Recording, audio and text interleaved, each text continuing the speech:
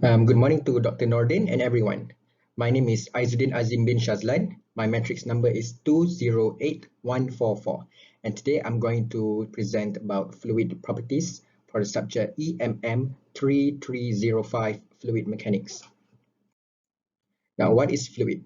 Fluid can either be liquids or gases, and they can be characterized by their physical properties such as density, specific weight, specific gravity, surface tension, and viscosity.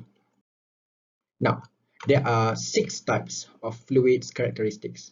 The first one is density, specific weight, specific gravity, viscosity, specific volume, and vapor pressure. Now let's look into each one of them. So for the first one, density. Density is the amount of mass per unit volume of a substance. Mathematically, we can put it as rho equals to m divided by v. Rho here is density, m is mass, and v is for our volume. So the unit of density could be in kilogram per meter cube or slugs per feet cube. For the next one is specific weight. Specific weight is the amount of weight per unit volume of a substance. So we denote it as gamma. Gamma equals to weight of a substance divided by the volume of a substance. And the unit of specific weight, we can use Newton per meter cube or pound per feet cube. For the next one is specific gravity. Now for specific gravity, there are actually 2 ways to define specific gravity. The first one is the ratio of the density of a substance to the density of water at 4 degrees Celsius. And the second one is specific gravity. It's the ratio of the specific weight of a substance to the specific weight of water at 4 degrees Celsius. The difference here is the one is we use density, the other one we use the specific weight. And the weight of water or the density of water must be in 4 degrees Celsius. So when we know the density, when we know the specific gravity of a substance, we can actually determine its density and also its specific weight. So this is the formula. Specific gravity is equals to specific gravity is equals to the specific weight of substance divided by specific weight of water at 4 degrees Celsius, or density of substance divided by density of water at 4 degrees Celsius. For the next one is viscosity. Viscosity is the internal friction of a fluid caused by molecular attraction, which makes it resist a tendency to flow. So this basically means that viscosity restricts the movement of a fluid. So let's say if the substance have higher viscosity, that means it is harder to move. It will look like thicker. And there are 2 types of viscosity. The first one is dynamic viscosity, and second one is kinematic viscosity. Let's look into dynamic viscosity. So dynamic viscosity is the viscosity related to the external force applied to non-Newtonian fluids. So mathematically, we can put it as, this is called eta equals to tau, where tau is shear stress divided by change of velocity times with change of distance. And the unit for dynamic viscosity could be in Pascal second or Newton second per meter square or kilogram per meter second. The next one, let's look at what is shear stress. Shear stress is denoted by the Greek letter tau, like I said before. The force, so the meaning of shear stress is actually the force required to slide one unit area layer of a substance over another, which means we put the force here and this fluid will slide one unit area of substance over another. The bottom part will not move, but the above part will move. So that is shear stress, and the unit for shear stress is Newton per meter square or pound per feet square. For kinematic viscosity, it is the inherent viscosity of Newtonian fluid. Before I said for the dynamic viscosity, it is for non-Newtonian fluids. But for kinematic viscosity, it is for Newtonian fluids that does not change with a change in applied force. We will look into that later. And mathematically speaking, it is equals to, this is actually the letter mu, if I'm not mistaken. It looks like V equals to eta divided by rho, which means it is equals to the dynamic viscosity divided by the density. And the unit for kinematic viscosity we use as meters square per second or feet square per second.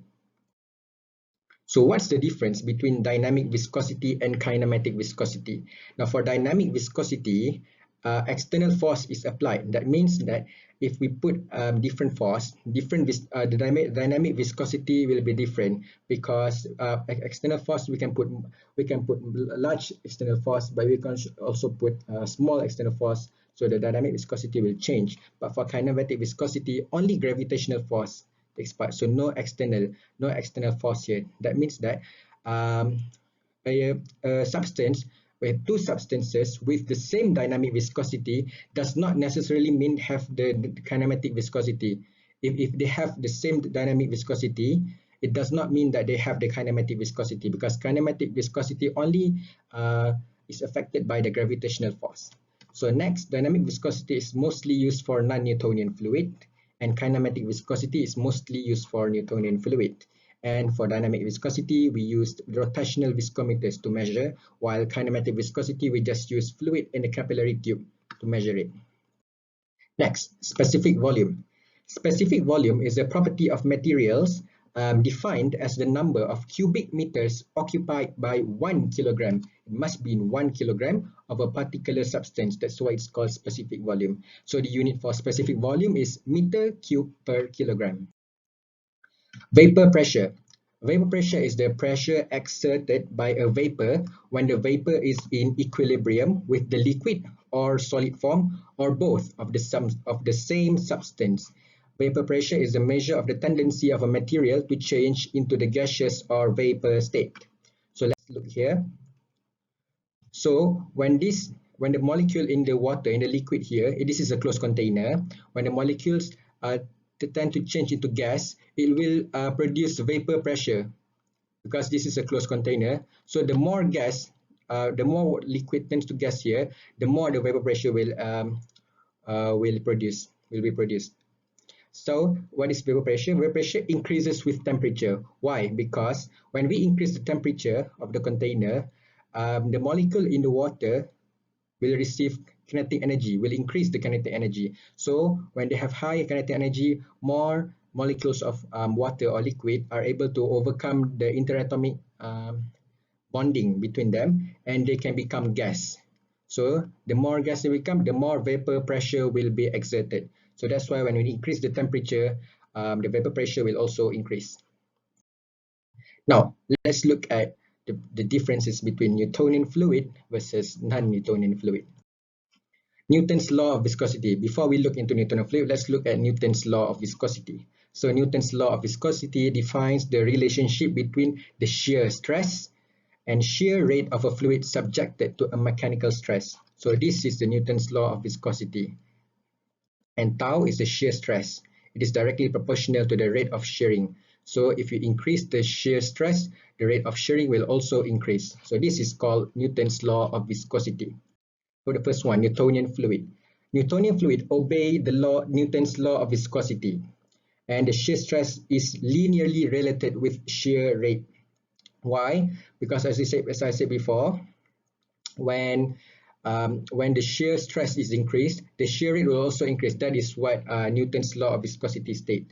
So that's why for Newtonian fluid, the shear stress is linearly related with shear rate, as we can see in the graph here. And Newtonian fluid don't change no matter how much force is applied. So the example of Newtonian fluid is water. So in water, if we jump into water, no matter how fast we jump into the water, we will still sink in the water. Why? Because it is a Newtonian fluid. The viscosity does not change. That's why we still sink in water, and independent on the shear rate. That means it does not depend on the shear rate. Like I said before, even if we jump very, very fast, we are still going to sink, because Newtonian fluid does not depend on the shear rate. It will still be the same. The viscosity will still be the same. For the next one is non-Newtonian fluid. So this is the exact opposite of Newtonian fluid.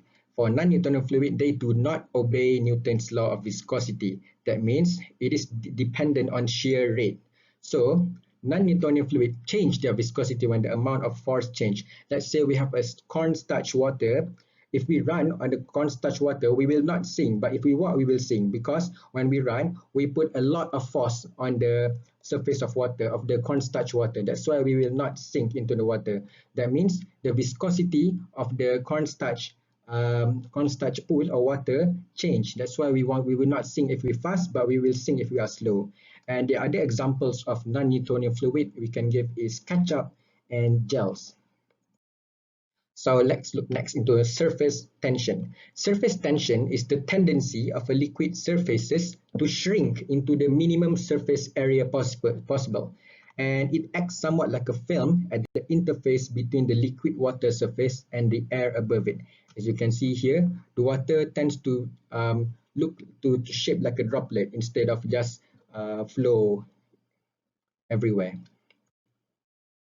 So this is the example of surface tension of water. So for surface tension of water, it is actually dependent on the density and also the temperature. As you can see here, different temperature and different density will give us a different surface tension.